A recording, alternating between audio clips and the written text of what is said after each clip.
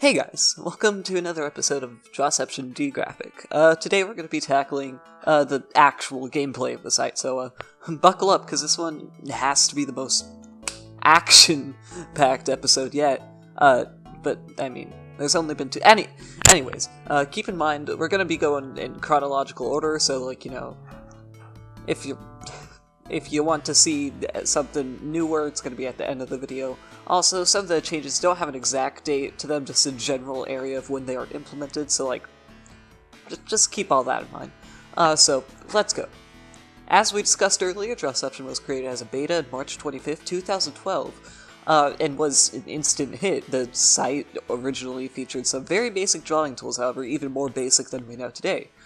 Such as the very limited brush sizes. We didn't always have the 4 brush sizes we had today, we only had, like, I think it was the 2 middle ones. Popping in real quick to just say I'm actually wrong here. It was originally the 3 biggest brushes, and the smallest brush was added on April 1st. Okay, bye. And the brushes had a very crayon-like texture. Both of these were changed sometime in 2012, we don't really have an exact date for those. About the brush sizes, too, Reed has said that he isn't sure adding more brushes was a good idea, since he says it kinda goes against the idea of, you know, simple drawing tools and stuff. But anyways, let's move on. I don't want to get too in-depth on that. So, around this time also came Blitz Mode, which we all know is an option for a game creator to start a game with only 60 seconds for each player to draw or caption a panel. There's not really much to say about this one, it stayed the same throughout its whole time on the site. So let's move on. Next up in the timeline, and the first item with a date attached to it, is the background layer, a tool that lets you instantly change the background of your drawing to any of the colors within your palette.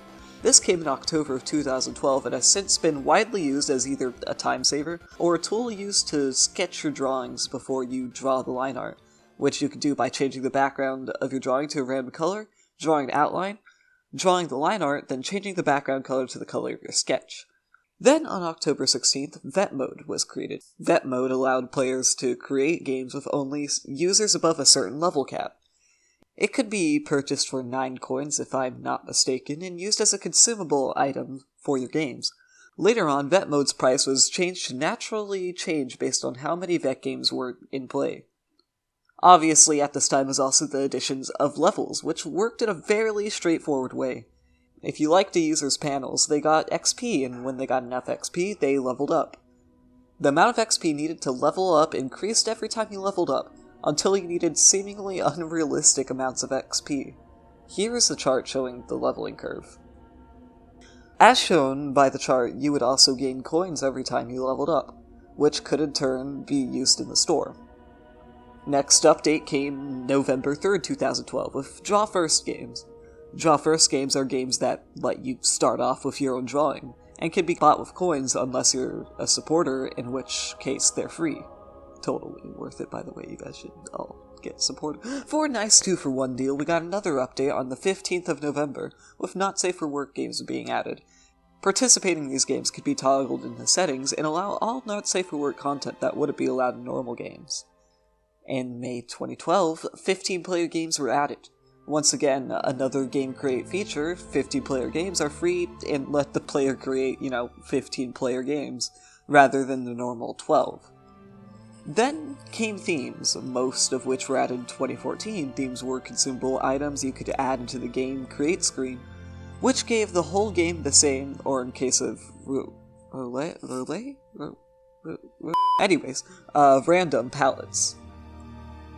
These themes can range anywhere from a grayscale gradient to a bright poppy palette like candy. And since then, a palette forum has been added so people can suggest their own palettes to possibly be added in the game. By the way, you guys should totally check out my palettes that I would suggest. Skipping forward a few years to July 19th, 2018, and we have one of the biggest changes the site has faced. On this fateful day, the traditional levels were removed in favor of a troll throttle. The reason this change was made, with risk of oversimplifying things, is that Reed felt levels created an elitism that he felt just didn't belong on his drawing site, and encouraged more grinding rather than just playing for fun. The way the troll throttle works is simple. You play enough games without getting flagged, you get vetted and can play more games at once and also earn 50 ducks. the replacement for the old coins.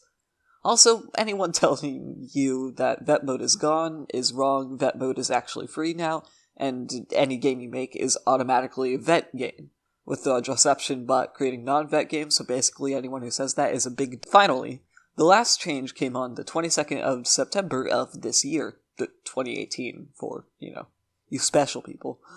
Scratch what I said last, this may be the biggest, baddest, mostest, worstest update ever.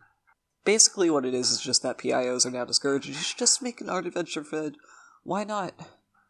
Why not just make an art adventures thread? Okay, just make... Thanks for watching, and thanks to everyone who helps, because as always, they are great, beautiful, and hot people. And I owe a great deal of gratitude and debt, because they're so helpful, oh my god. So please make sure to check out all their accounts in the description. Yeah, they're great. Just go check that out, and also you should...